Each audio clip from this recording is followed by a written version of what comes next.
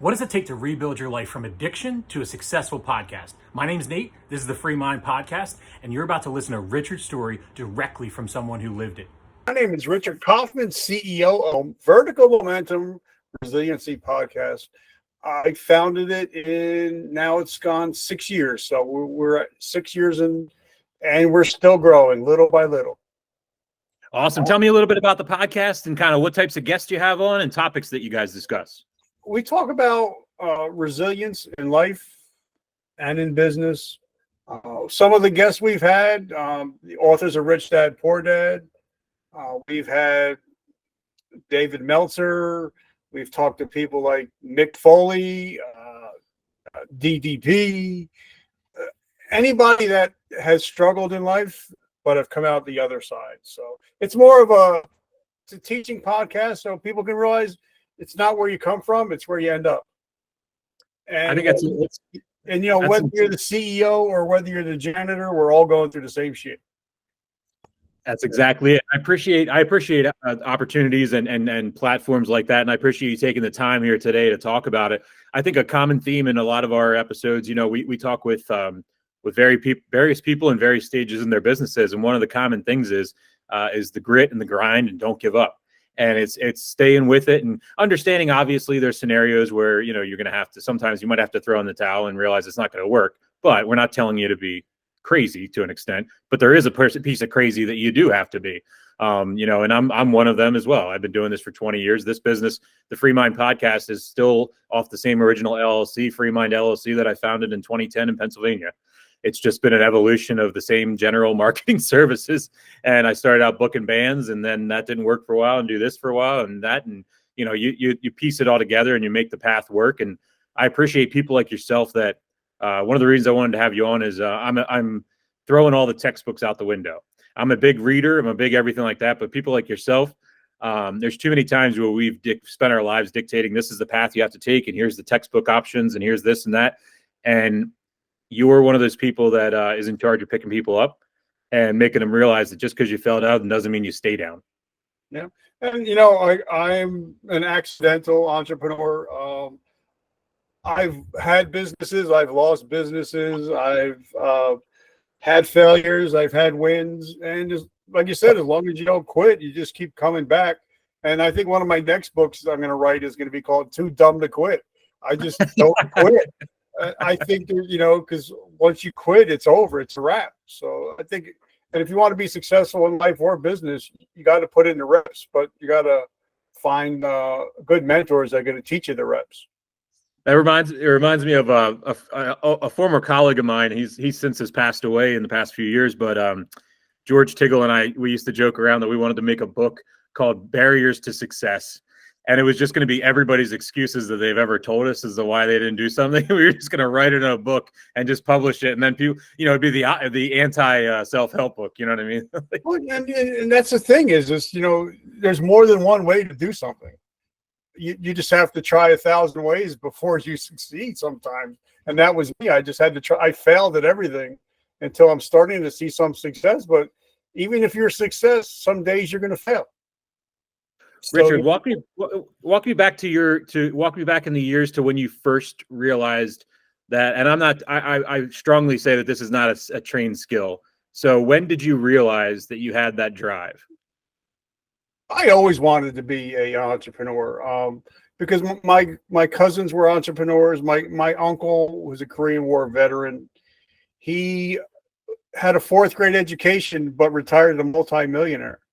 My father came from Italy, didn't speak the language, but he worked a full-time job and side hustle, and he paid off 2 houses cash. So I've always had that hustle, the side hustle mentality. I just failed at so many things because I kept doing the wrong thing and not realizing I should have listened and studied a little bit more before I just jumped headfirst into something. I've spent so many times with you right there with your hand and your hat in your hand and all the different phrases you could say and realizing those failures. And then at the same time, though, there's that other school of thought where had you did dive into the books and put the same obsession that you put in launching that business prematurely, if you put all that obsession into reading those books and making that plan, don't you think it might not have ever happened? I think for me, if I took that same focus and that same attention sometimes in the planning and the strategy, I'll lose the momentum for execution. Yeah, and like you said, you have to have vertical momentum. But what I mean is sometimes you have to fail, but you got to fail forward. And if I didn't fail in some of the businesses, I would never known, what's a profit margin? How does it really work? Instead, because there's people that have MBAs in business that have never ran a business, and never started a business. So I think sometimes you have to take the lumps in order for you to put it into real life practice. You can read anything in a book, but until you put it into practice, it's a different story. And honestly, like there's a lot of times where it's a couple guys sitting around, let's take the masculinity into it. A lot of people aren't open to admitting failure. If there's a toxic masculinity in that, and it's also on the female side of things. A lot of females get pressured into being, independent and strong and fierce. And when they do fail, they feel embarrassed as well. And I think how do you, without giving away all your secrets, give maybe one tip for someone that is down right now, and they're down because they put themselves out there? Well, I have no secrets, so my whole life is an open book. For me, it's just that you have to, be honorable. Be honest and vulnerable. Like I'm speaking at a Richard Branson event coming up this summer. I want to be the dumbest guy in the room. Anytime I walk in a room, I want to be the dumb guy, because I know what I know. I don't know what Branson knows. So God gives me 2 ears and one mouth for a reason, so I can listen twice as much as I speak. So for me, be humble, but also go in rooms that you don't think you belong in, and just soak up the knowledge and just shut up. I love that. Go in rooms you don't think you belong in.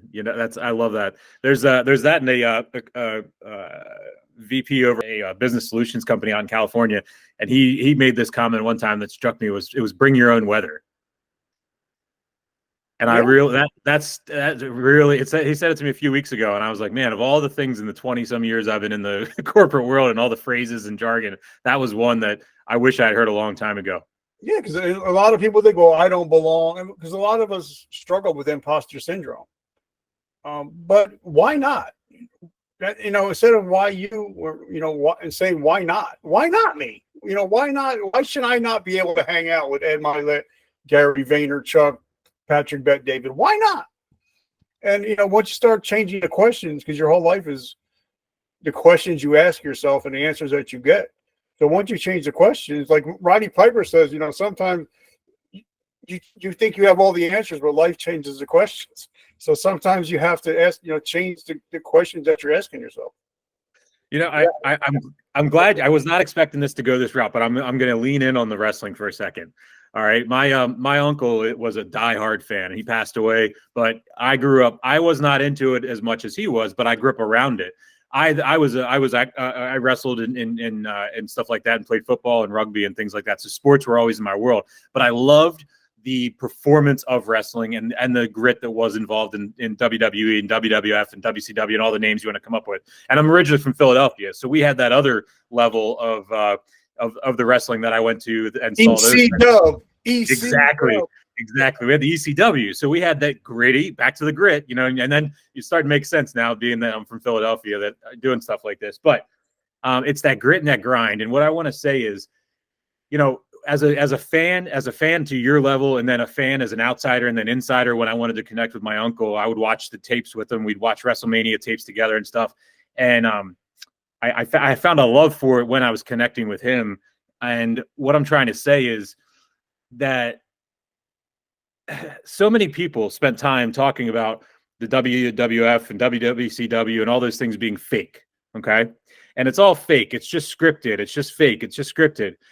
Don't you find it weird that we went from like majority of society pushing that stuff down as fake and scripted and fraudulent to then not much later embracing that scripted reality show thing and making, like, what do you think? Like, do you think it was just like the topic, or do you think that people like don't understand that they put down something that they directly embraced 5 years later? You know what I mean? Like, what do you anecdotally, let's say, what do you think? Yeah. I worked with a lot of wrestlers. I'm friends with Triple H, The Undertaker, Tatanka. But it's amazing, like you said, how many people ever just walk up to Chris Helmworth and be like, do some Thor stuff. You're like, can't do Thor stuff. So it's the same thing. It's storytelling. Yep. Professional wrestling is storytelling. It's the good guy versus the bad guy. It's the ultimate storytelling. And if you get into the storytelling, it doesn't matter if the bumps are real. Because if you ever actually been in a ring, I've been in a ring a lot of times. There's only like that much, plywood. So, those guys get hurt a lot. So it's just telling stories. It's just another way of, you can't punch your boss in the mouth, but you can watch Vince McMahon get punched in the mouth by Stone Cold. So it's just storytelling. And, if you take it for what it is, enjoy it. It's just storytelling. And people get wrapped around the act. They never tell an actor, well, why didn't you do this when you did in a movie? You're like, yeah, are you serious? Wait, and on top of that, though, here's the piece that if anybody says anything bad about wrestling, and whether you like it or not, from a marketer standpoint, these guys have brands. Now they have brands that are afterwards. Their brand is like the merchandise and all that afterwards. But really their brand is what comes out of their mouth, and it's their persona, it's their behavior, it's their actions. It's not the merchandise and the cartoons and all that.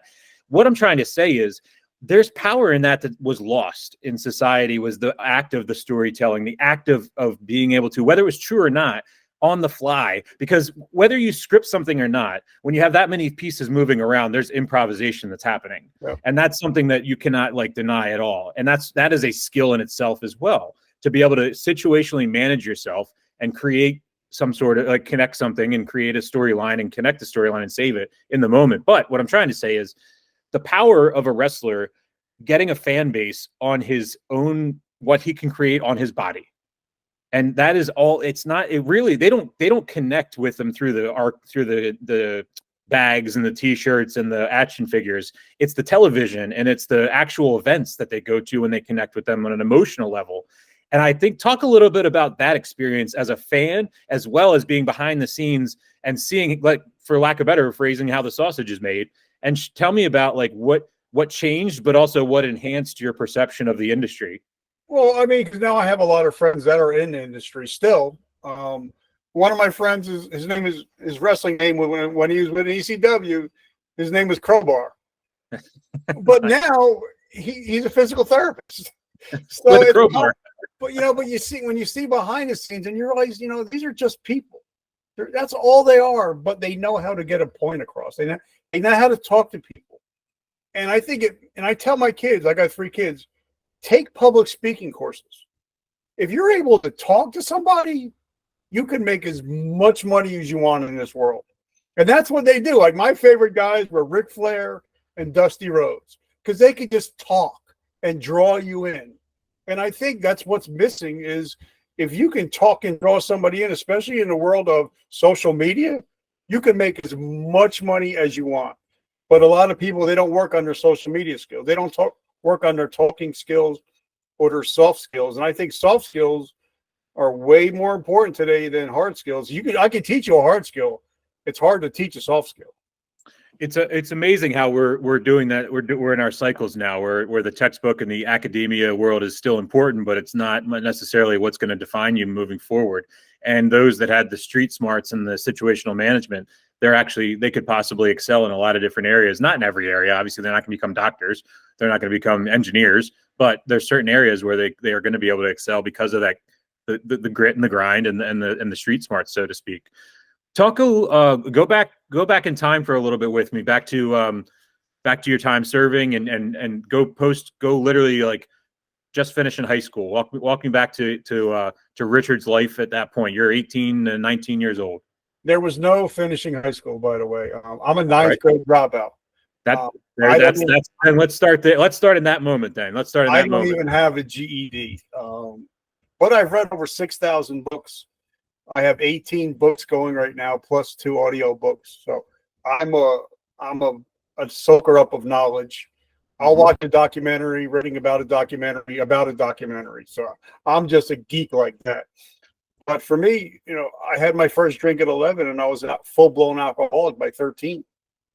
So, and I got thrown out of school for hitting a teacher in the head with a desk. So I was not the nicest guy. But for me, I figured I'm going to, join the military, and instead of going to jail, and I did both when I got to the military. So I actually got thrown out after 2 years for being a drug addict and an alcoholic. So my career was not the greatest thing. But what did keep me is, like we talked about earlier, is the hustle and grind. Like, if you put me in, they call it in garrison. It just means you're in town, you're just doing paperwork and stuff. If you put me there, I'm in trouble. I'm going to get locked up. But you put me out in the field, you put me on tanks, I'll stay up 24, 48, 72 hours.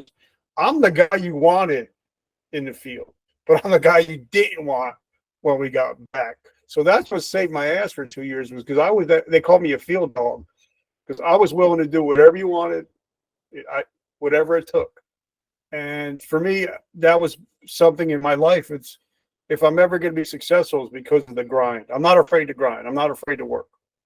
And so, but I got thrown out of the military the first time, got back in, and was due to be thrown out again. But because of what happened on 9/11, it totally turned my whole life upside down.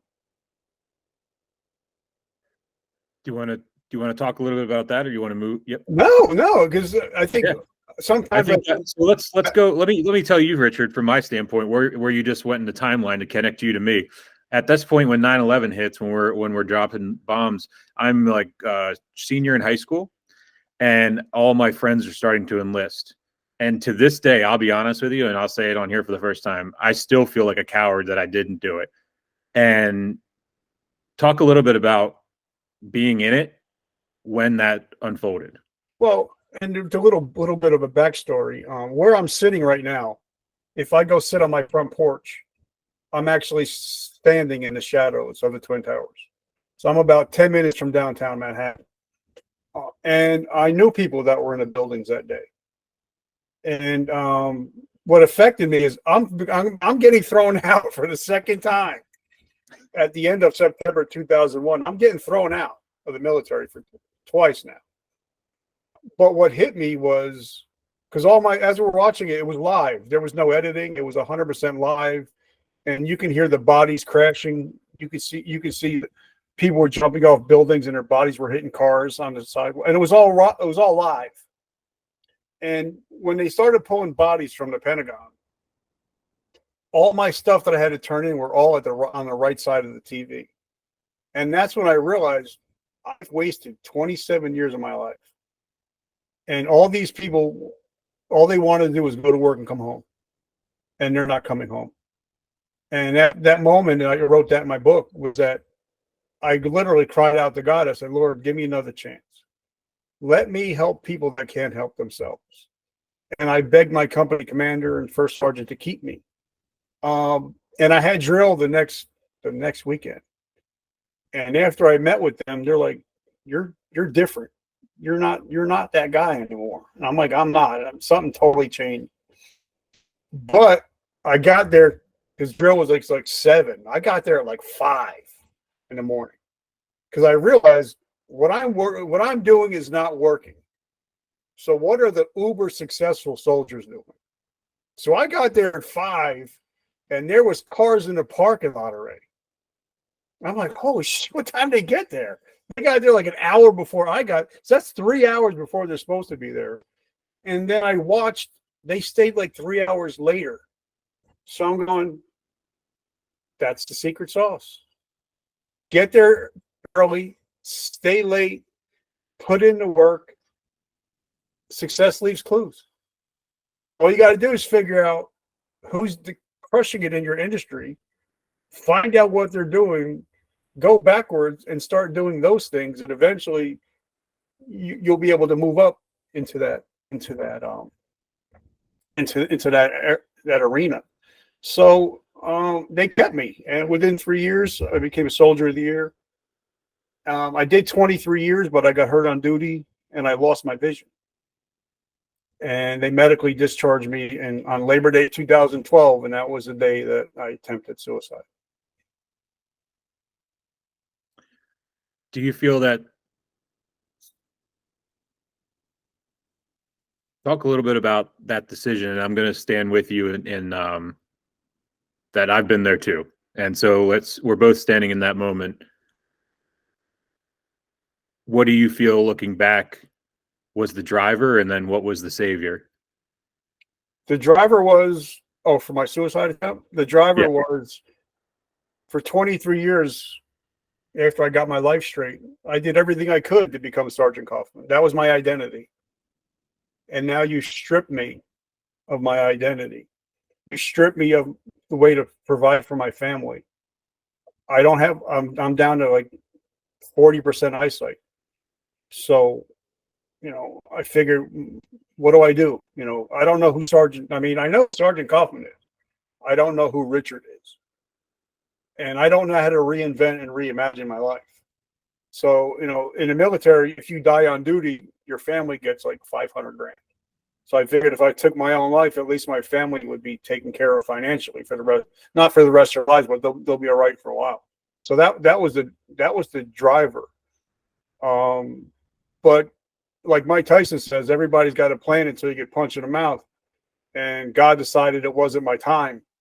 And that's when the next part of my life started, was when the suicide attempt failed.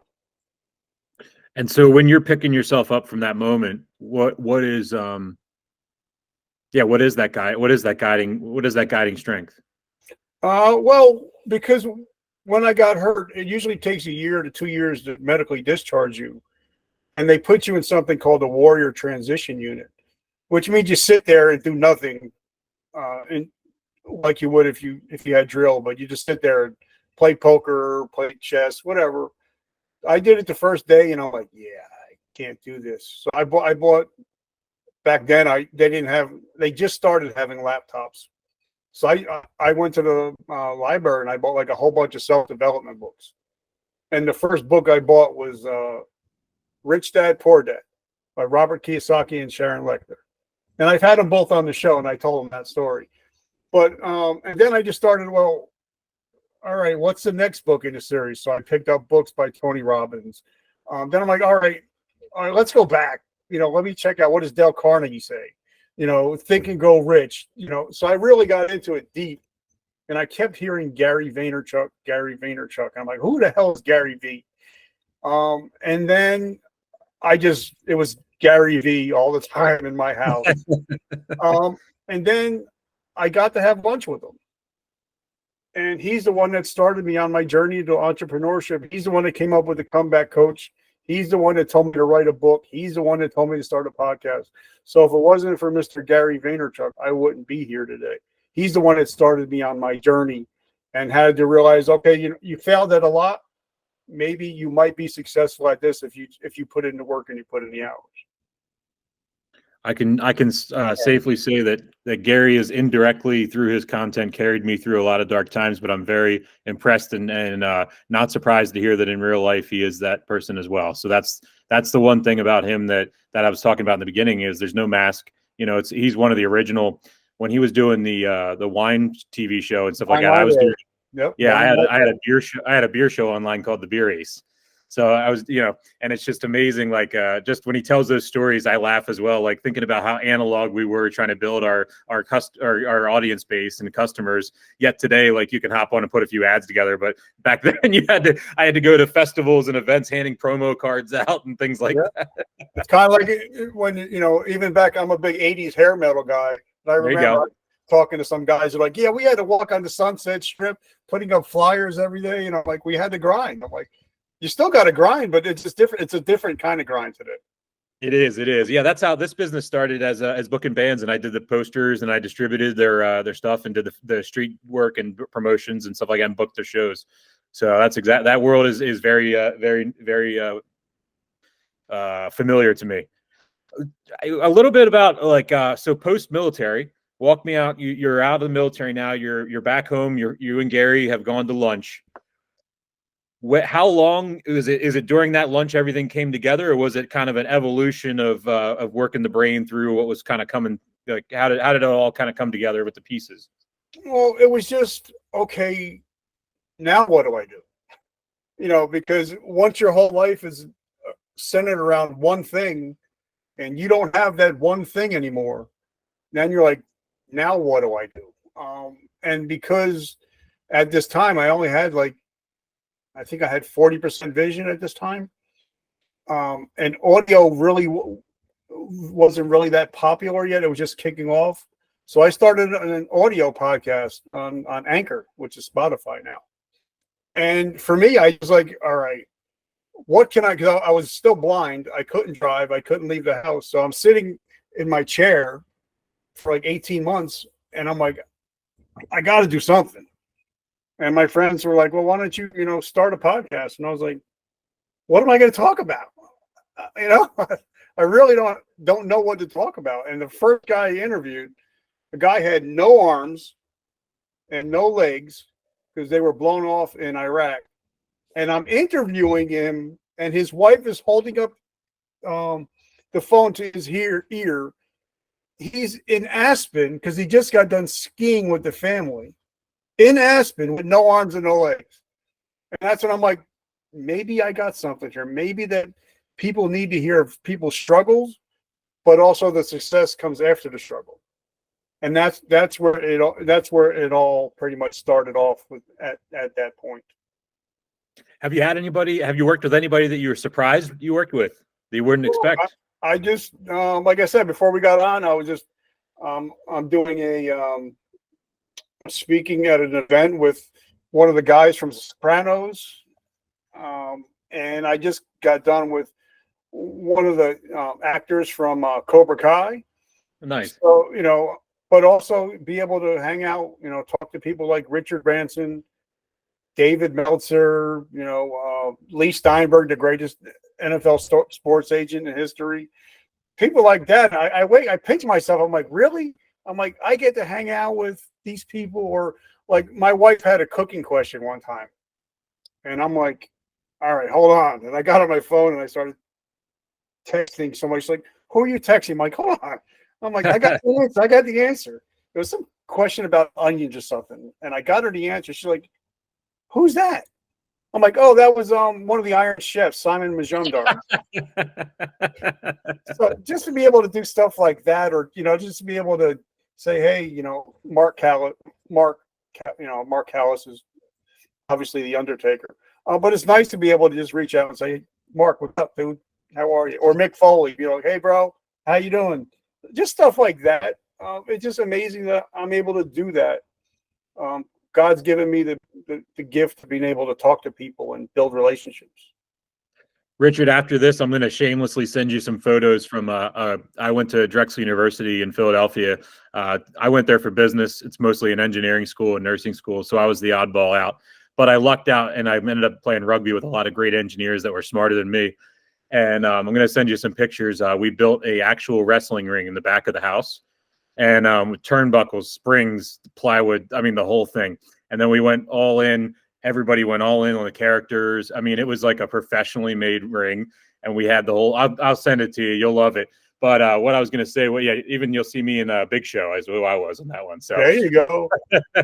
did you do the whole? It's the Big Show. Yeah. We did it all. And there's one video, I think, and the funniest part was we were all rugby guys and we drank a lot. Obviously we were rugby guys and that's what we did. I'm since sober now, over a year now.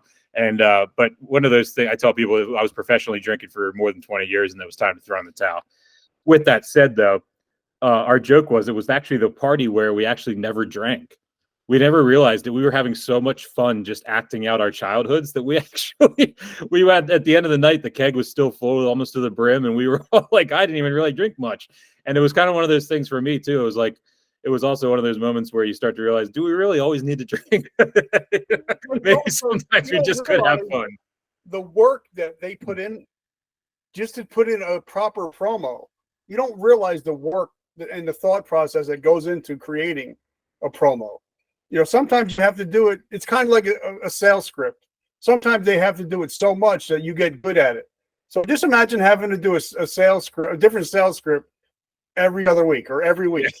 You know what I mean? And knock it down to where you're not able to look at that sheet of paper. So there's a lot of people that don't think about, oh, they just say that. No, that's all written out. I mean, they go pretty much verbatim. So, if you're in sales and you need to learn your script, but you need to make that script your own, No, that's exactly right. And when I write scripts, I tell people, I was like, I don't use the word script anymore. I use the word outline. And I try to tell people, I'm like, I want you to fill in your personality in this. And that's what this is. This is not a script. I don't want you to read it verbatim. And because I work both domestically with sales reps and cold callers and booking agents, and I also have international ones as well. So working through that language barrier as well as domestically as well as internationally, and making sure everything's as genuine as possible.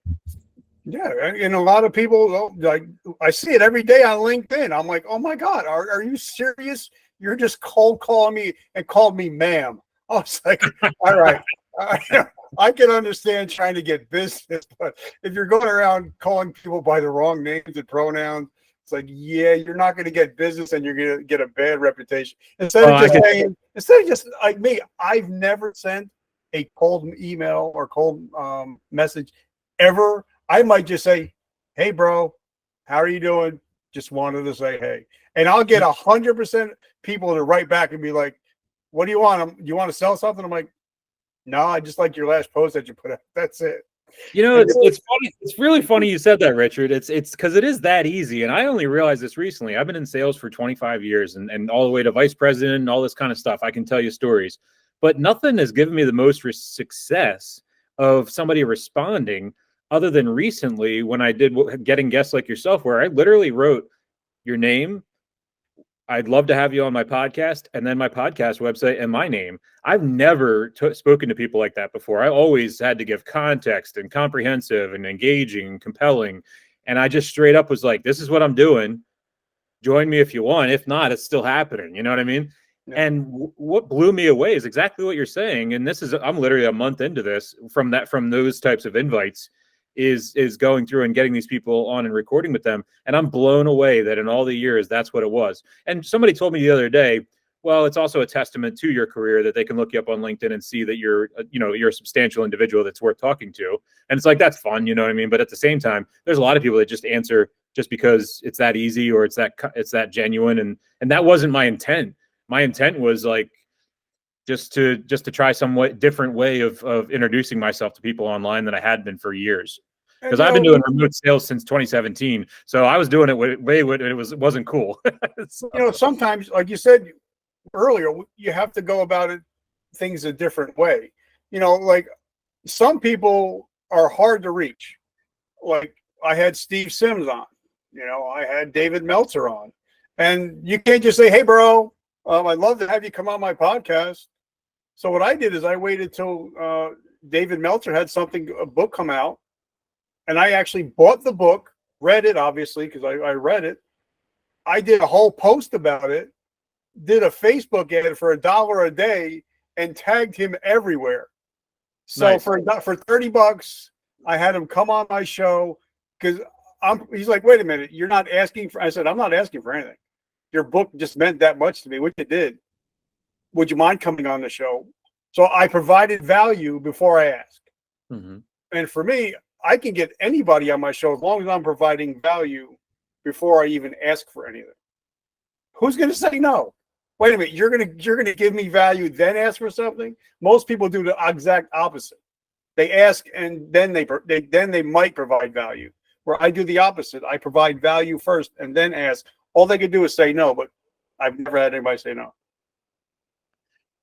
Richard, I want to thank you for your time today. This has been an awesome conversation. This is not the last conversation we're going to be having for sure.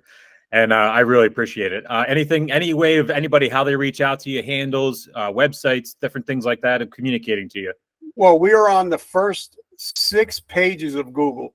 So if you go Vertical Momentum Podcast, they just find me anywhere. It's always me. I don't have any VAs or anything like that. But I'm also want to offer your listeners a gift. If they get in touch with you or me and they send me their email address, they'll get my book for free, my top selling book for free, no strings attached. And then if they're struggling in business or in life, anybody that says your name, they're going to get a free hour of my time, no strings attached. Hop on the phone either through Messenger, StreamYard, Zoom, whatever, and I'll help them whatever they're struggling with. for an hour for free, no strings attached. Wow, Richard. Wow, thank you so much. That is more than generous. But now I want you to come on my show to teach me about sales. I'm in, man. I'm in. Let's do it. I'm in. You send me the details. I'm in. Thank you so much, Richard, for your time. I really appreciate it. Thank you for your story. Thank you for your being honest with me and transparent with me and candid with me and sharing things that most people don't want to share. And I want to see the picture of you as the Big Show. I'm gonna send it to you, and then you can embarrass me and use it on your podcast. All right, you can put it out to the world. There you go. All right. I'll get a hold of my buddies and find that. But hey, thank you so much. You have a great rest of your day, Richard. Thank you so much for your time. Be good. You too. Take care, buddy. If you have a story to share or you know someone with an inspiring journey, the FreeMind Podcast wants to hear from you. Submit your story or nominate somebody to be our next guest. Check out our website, thefreemindpodcast.com, and be a part of the conversation that truly matters.